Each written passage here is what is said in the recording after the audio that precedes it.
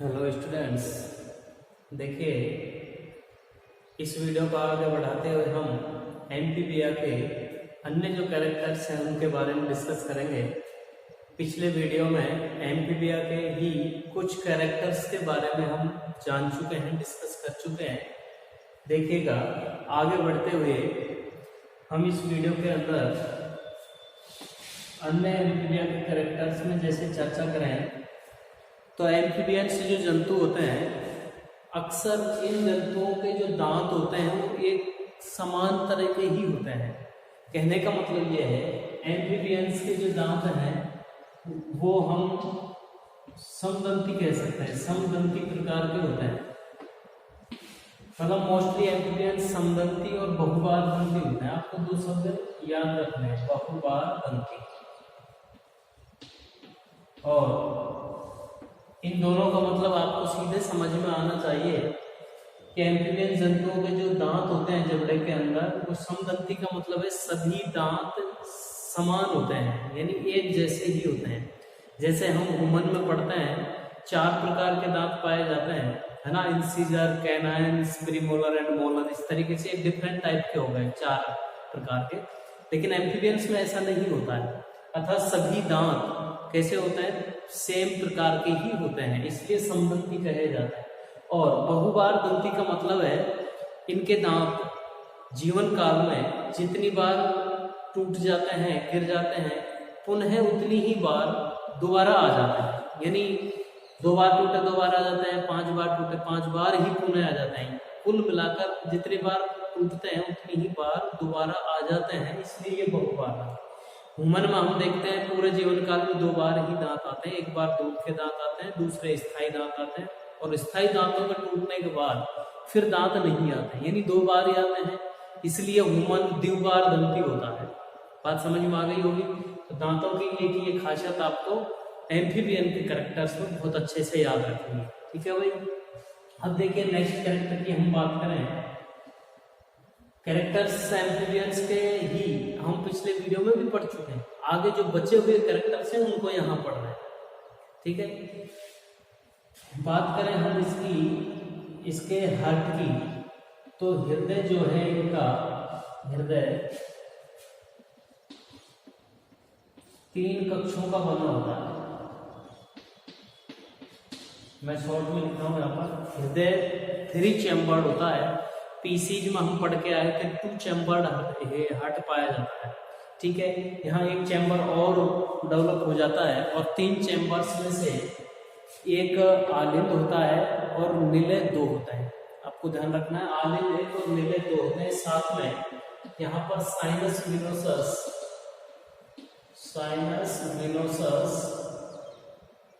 पाया जाता है। साइनस विनोसस क्या है, सिराकोटा है। मोस्टली इनमें भी शुद्ध और अशुद्ध, ऑक्सीजनेट और डीऑक्सीजनेटेड ब्लड सेपरेटली नहीं रहता है, अलग अलग नहीं रहता है, यानी मिश्रित ही रहता है। और ज्यादातर सिराओं वाला रुधिर ही आता है, इसलिए सिराओं वाले रुधिर के लिए साइनस विनोसस यहाँ पर पाया जाता है। तो इनके हृदय में 3 कक्ष, ये आपको ध्यान रखना है। अगले हम कैरेक्टर को लेकर चर्चा करें तो इनका जो डाइजेशन सिस्टम है वो वैसे तो विकसित होता है, होने को तो विकसित होता है, जिसमें आहार नाल और पाचक ग्रंथियां, ये दोनों चीजें पाई जाती है। कहने का मतलब यह है पाचन तंत्र विकसित होता है जिसमें आहार नाल, है ना, और पाचक ग्रंथियां पाई जाती हैं। आहार नाल मुख से लेकर के गुदा तक का जो पार्ट होता है वो कंप्लीटली यहाँ पर पाया जाता है एम्फीबियंस में। उसके अलावा पाचक ग्रंथियां यानी जैसे लीवर है, पैनक्रियाज वगैरह है, वो भी यहाँ पर पाई जाती है, और अच्छा खासा सिस्टम इनमें उपस्थित होता है पाचन को लेकर। अगले बिंदु की हम बात करते हैं तो एक्सक्रीशन की बात करें तो इनमें जो उत्सर्जन होता है वो मोस्टली कई प्रकार के नेफ्रॉस वृक्क होते हैं। ये चर्चा हम पिछले वीडियो में पीसीज के अंदर कर चुके हैं, है ना। लेकिन 3 प्रकार के वृक्क आपको बताए थे, यहाँ पर जो मोस्टली उत्सर्जन होता है वो मीजोनेफ्रोस द्वारा होता है। मीजोनेफ्रोस उत्सर्जन मीजोनेफ्रोस द्वारा, ठीक है। कहने का मतलब है एक प्रोटोनेफ्रोस होते हैं, एक मीजोनेफ्रोस होते हैं, एक मेटानेफ्रोस होते हैं। मेटानेफ्रोस बहुत डेवलप प्रकार की किडनियां होती हैं जो हायर एनिमल्स में पाई जाती है। हम बात कर रहे हैं एम्फीबियन की, बहुत ज्यादा हायर नहीं है। जल और स्थल दोनों प्रकार के आवासों में मिलने वाले डुअल लाइफ मोड के साथ पाए जाते हैं। तो इनमें मीजोनेफ्रोस से ही हो जाता है, क्योंकि ये मोस्टली या तो यूरिया का उत्सर्जन करते हैं या फिर अमोनिया को करते हैं। यानी ये या तो अमोनोटेरिक होते हैं या तो अमोनोटेरिक या यूरियोटेरिक होते हैं।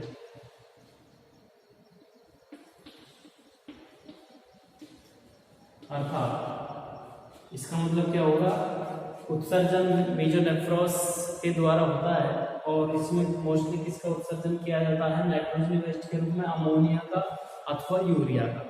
यूरिया या अमोनिया इनके नाइट्रोजन वेस्ट होते हैं जिनका ये मीजोनेफ्रोस के द्वारा उत्सर्जन करते रहते हैं। मेटानेफ्रोस की यहाँ जरूरत नहीं पड़ती है, ठीक है। नेक्स्ट पॉइंट में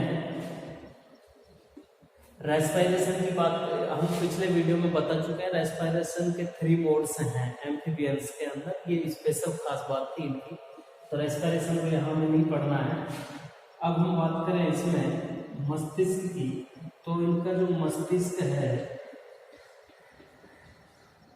पहली बात तो ये कि इनका मस्तिष्क डाइकोटाइलिक होता है।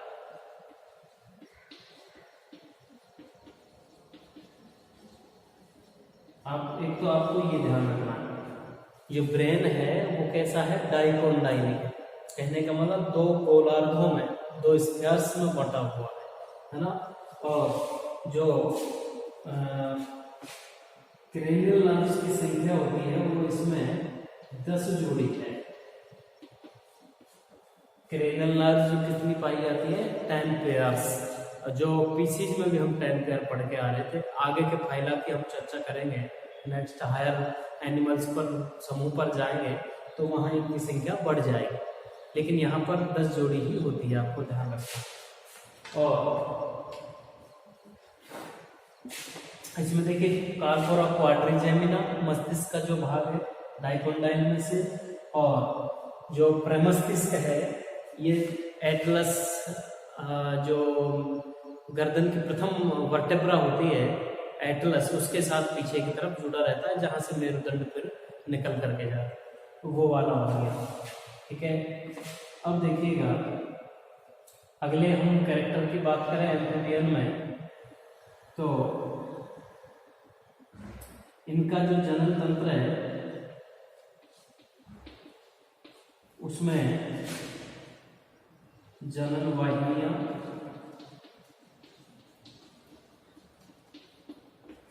और मूत्राशय और आहार नाल, आपको 3 चीजें याद रखनी है, जनन वाहिनियां, मूत्राशय और आहार नाल। ये तीनों के तीनों खास बात अवस्था में आकर के खुलते हैं। ये अच्छा बिंदु अवस्था में खुलते हैं, ठीक है।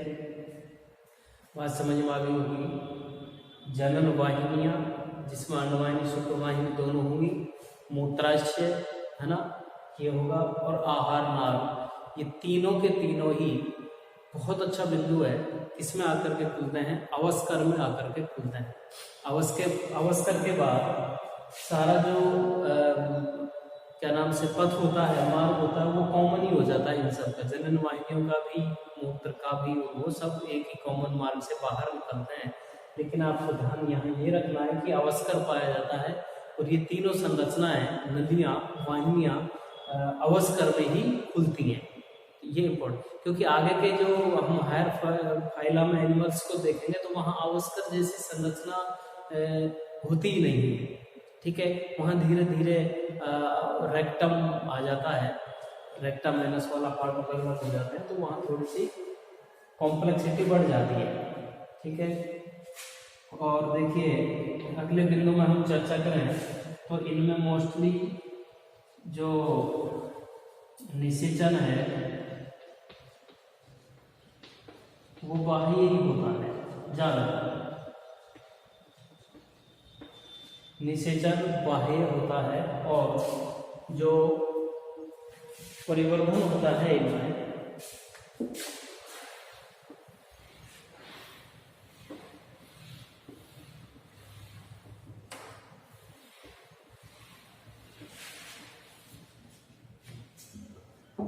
मैंने कहा निषेचन बाह्य होता है ना, बाह्य निषेचन। इसका सीधा मीन आपको समझ में आ गया होगा।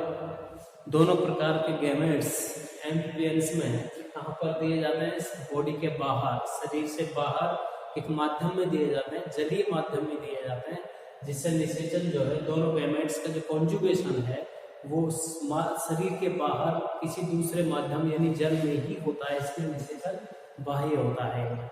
ठीक है, क्योंकि ये हम जानते हैं कि डुअल लाइफ मोड पाया जाता है, जिसमें जनन के दौरान इनको निश्चित रूप से जल में जाना पड़ता है, जनन के दौरान जल में जाना पड़ता है, क्योंकि जल के बिना गैमेट्स का कॉन्जुगेशन बिना माध्यम के संभव नहीं है, बॉडी के अंदर इनमें होता नहीं है। तो ये फैक्टर है। दूसरा इनमें जो है लार्वा, लार्वा स्टेज अवश्य पाई जाएगी, और लार्वा स्टेज पाई जाती है तो ऐसे डेवलपमेंट को हम इनडायरेक्ट बोलते हैं, अर्थात इनडायरेक्ट डेवलपमेंट पाया जाता है। तो ये तीन चीजें आपको समझ में आनी होंगी, external fertilisation, larva stage project and indirect development पाया जाता है। और अक्सर हम लार्वा के नाम की भी बात करें तो इनमें जो लार्वा होता है वो टेडपोल होता है, टेडपोल लार्वा पाया जाता है ना, टेडपोल। और निषेचन के बाद निकलने वाला ये टेडपोल लार्वा जल में ही रहता है, वहीं पूंछ युक्त ये होता है, पूंछ की सहायता से ये गति करता रहता है। इस समय ये भोजन बिल्कुल भी नहीं करता है, ऊपर झिल्ली का आवरण इसके चारों तरफ पाया जाता है। धीरे धीरे ये तल में बैठ जाता है, और समय बढ़ते जाने के अनुसार क्या होता है, कायांतरण और एडल्ट में कन्वर्ट होता है। अगले स्टेज में हम ये कह सकते हैं कि कायांतरण पाया जाता है।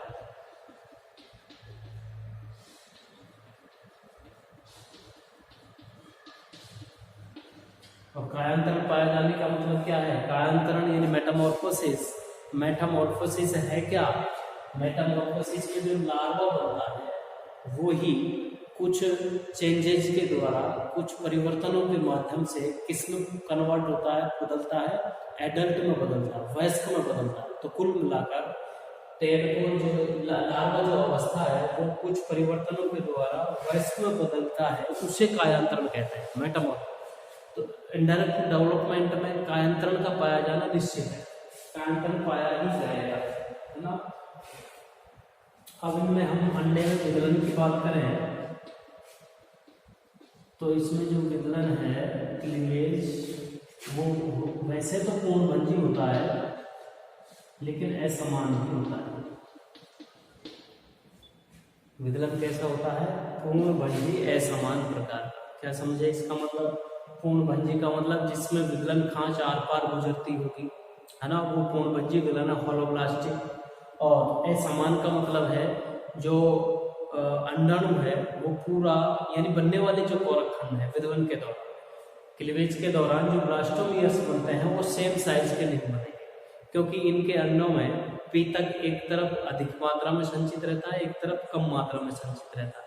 तो पीतक वाले भाग में जो विदलन खांच है वो तिरछी हो जाती है, तिरछी हो जाती है, जिससे जो कोरक खंड बनते हैं वो असमान साइज के बन पाते हैं, समान साइज के नहीं बनते। असमान चलता है तो असमान हो जाएगा, पूरा पूरा खांच गुजर पाती है अंडे में से तो वो पूर्णभंजी हो जाता है। तो विदलन जो है होलोब्लास्टिक और अनइक्वल टाइप का एम्फीबियंस के अंडों में पाया जाता है।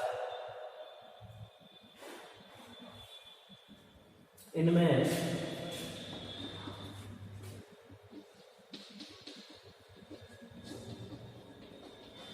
बाह्य कर्ण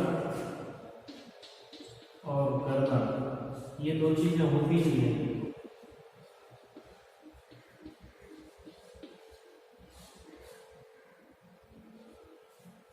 ये भी अच्छा कैरेक्टर एम्फीबियंस का आपको ध्यान रखना है। बाह्य कर्ण और गर्दन अनुपस्थित होती है, केवल मध्य कर्ण और अंतःकर्ण पाए जाते हैं। इनमें से भी मध्य कर्ण कम विकसित होता है, अंतःकर्ण विकसित होता है ना।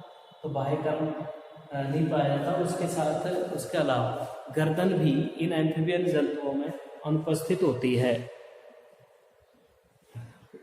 ऐसे कुछ कैरेक्टर्स हमने एम्फीबियंस के पढ़े पिछले वीडियोज के कैरेक्टर्स, और ये सारे एम्फीबियंस के बारे में थे। बाकी रेप्टिलिया को हम कल अगले वीडियो में डिस्कस करेंगे।